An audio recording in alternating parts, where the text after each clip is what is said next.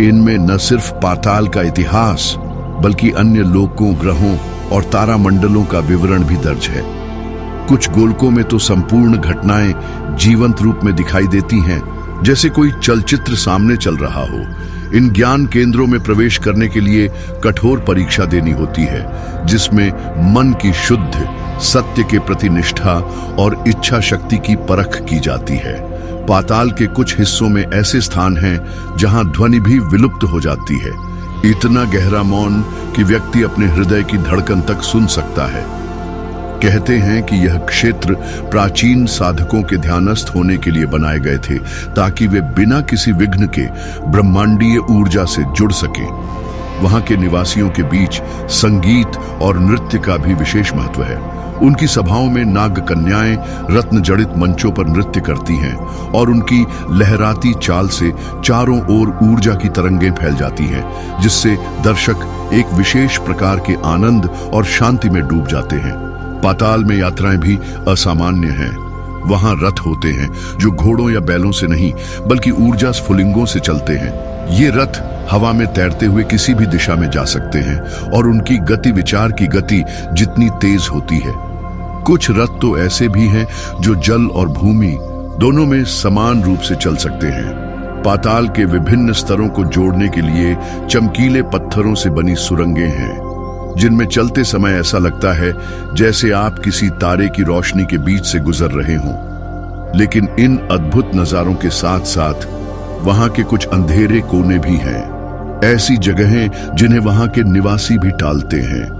इन क्षेत्रों में प्राचीन काल के कैदी बंद हैं, जो अत्यंत शक्तिशाली और खतरनाक माने जाते हैं।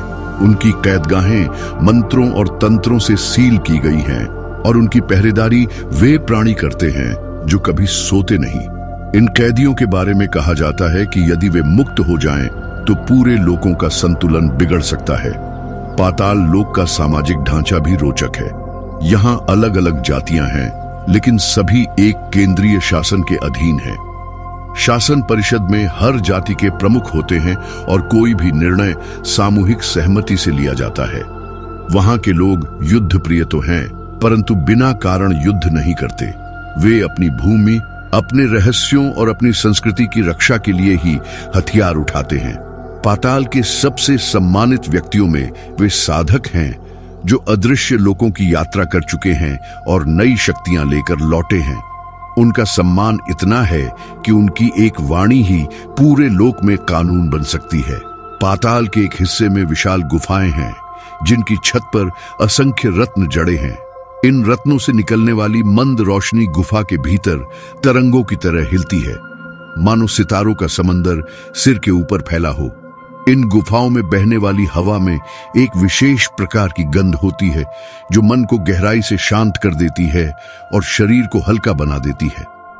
कुछ स्थानों पर जल की बूंदें चट्टानों से टपकते हुए एक ताल में गिरती हैं और इन बूंदों की ध्वनि से एक प्राकृतिक लय बनती है, जिसे वहां के लोग ध्वनि धारा कहते हैं। कहा जाता है कि इस लय को सुनते हुए ध्यान करने वाला साधक अपने चेतन को ब्रह्मांड की मूल ध्वनि से जोड़ सकता है। पाताल के दक्षिणी भाग में एक विशाल स्तंभ खड़ा है, जिसे अनंत स्तंभ कहा जाता है। यह किसी धातु का नहीं बल्कि एक ही क्रिस्टल का बना है और इतना ऊंचा है कि उसकी छोटी दृष्टि से ओझल हो जाती है।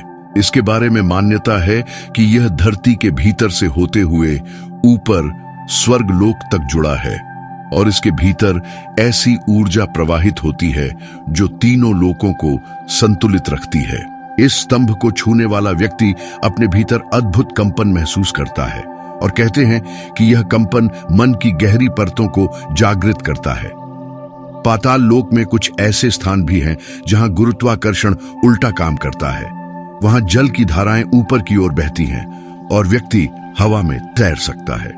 इन क्षेत्रों का उपयोग वहां के विद्वान विशेष प्रयोगों के लिए करते हैं, जैसे ऊर्जा प्रवाह और अंतरलोक संचार की जांच। वहां के वैज्ञानिक, जिन्हें तत्वज्ञ कहा जाता है, रत्नों, धातुओं और मंत्रों का सम्मिलन करके नई तकनीकें बनाते हैं। उनके प्रयोगशालाएं किसी महल से कम भव्य नहीं होती। दीवारें मणियों से जड़ी और फर्श पर ऊर्जा रेखाएं खींची होती हैं, जो पूरे कमरे को जीवंत बनाती हैं। पाताल के पूर्वी छोर पर प्रकाश कुंड नामक एक अद्भुत स्थल है। यहाँ धरती की गहराई से एक निरंतर प्रकाश स्तंभ निकलता है जो पानी के भीतर से ऊपर उठता है। इस प्रकाश में स्नान करने से शरीर के सभी रोग नष्ट हो जाते हैं और मन में अद्वितीय स्पष्टता आ जाती है। इसे पवित्र माना जाता है और यहाँ प्रवेश केवल उन लोगों को मिलता है जिन्होंने कठिन तपस्या पूरी की हो। पाताल के सबसे रहस्यमयी स्थानों में से एक है स्वप्न द्वार। यह एक अर्धवृत्ताकार प्रवेश द्वार है जो किसी किले के भीतर नहीं बल्कि एक खुले मैदान में स्थित है। इसके पास खड़े होते ही व्यक्ति को अपने अतीत, वर्तमान और भविष्य के दृश्य दिखाई देने लगते हैं। कई साधक यहाँ आकर अपने मार्ग का निर्धारण करते हैं, लेकिन चेतावनी दी जाती है कि इन दृश्यों में उलझकर कोई अपना वर्तमान न खो बैठे। पाताल के उत्तरी भाग में विशाल समुद्र फैला है जिसके पानी का रंग गहरा बैंगनी है। इसकी लहरें चुपचाप आती जाती हैं, लेकिन इनके भीतर ऐसी शक्ति है कि जो भी नाव इन पर चले वह समय और स्थान की सीमाओं को पार कर सकती है। कहा जाता है कि इस समुद्र के पार कुछ अज्ञात द्वीप हैं जहां पर लोक के रहस्य सुरक्षित है। वहां के नाविक विशेष मंत्रों से सुसज्जित होते हैं ताकि यात्रा के दौरान उन्हें जलजीवों से कोई हानि न हो। पाताल के निवासियों के जीवन में त्योहारों का भी विशेष महत्व है। एक प्रमुख उत्सव रत्नोत्सव कहलाता है, जिसमें 7 स्तरों के लोग एक साथ मिलते हैं और अपने अपने रत्नों की अदला बदली करते हैं। इस दिन मणिमंडप में 7 रंगों की रोशनी एक साथ मिलकर आकाश तक जाती है और कहा जाता है कि इस समय पाताल का हर कोना ऊर्जा से भर जाता है। एक अन्य महत्वपूर्ण परंपरा मौन रात्रि है, जिसमें पूरे लोक में कोई शब्द नहीं बोला जाता। सभी अपने अपने घरों में दीप जलाकर बैठते हैं और अपनी आंतरिक ऊर्जा का अनुभव करते हैं। इस रात को ब्रह्मांड के सबसे सूक्ष्म तरंगों को सुनने का अवसर माना जाता है। पाताल में सुरक्षा व्यवस्था भी अद्वितीय है। यहाँ के प्रहरी साधारण योद्धा नहीं बल्कि ऊर्जा रक्षक होते हैं जो अपने चारों ओर अदृश्य कवच बना सकते हैं। उनके पास ऐसे अस्त्र होते हैं जो केवल इच्छा शक्ति से संचालित होते हैं। इन हथियारों का आकार, शक्ति और प्रभाव पूरी तरह धारक की मानसिक स्थिति पर निर्भर करता है। यही कारण है कि पाताल में अपराध लगभग नगण्य है। पाताल के लोग अपने बच्चों को छोटी उम्र से ही ऊर्जा नियंत्रण, मंत्रोच्चार और तत्व ज्ञान की शिक्षा देते हैं। यहाँ के विद्यालय खुले मैदान, जलाशयों के किनारे या रत्न गुफाओं में होते हैं, जहाँ प्राकृतिक वातावरण से ही शिक्षा का हिस्सा बनता है। बच्चों को यह भी सिखाया जाता है कि अन्य लोगों के साथ संतुलन और सम्मान कैसे बनाए रखें। पाताल के राजवंश की वंशावली इतनी प्राचीन है कि उसका आरंभिक इतिहास भी वहां के सबसे पुराने ग्रंथों में धुंधला पड़ चुका है।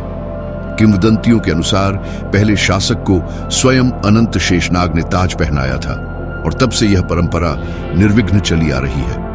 सिंहासन पर बैठने वाला शासक केवल शक्ति से नहीं बल्कि अपने ज्ञान, न्यायप्रियता और तीनों लोकों के संतुलन को बनाए रखने की क्षमता से चुना जाता है। इस गूढ़ और भव्य संसार का हर हिस्सा किसी रहस्य, किसी ऊर्जा और किसी कथा से जुड़ा है। शायद यही कारण है कि पाताल लोक को केवल एक अधोलोक नहीं बल्कि ब्रह्मांड की एक छिपी हुई धड़कन माना जाता है। एक ऐसी धड़कन जो तब तक सुनाई नहीं देती जब तक कोई साधक अपनी सीमाओं को पार करके वहां तक न पहुंच जाए और वहां के द्वार उसके सामने स्वयं न खुल जाएं।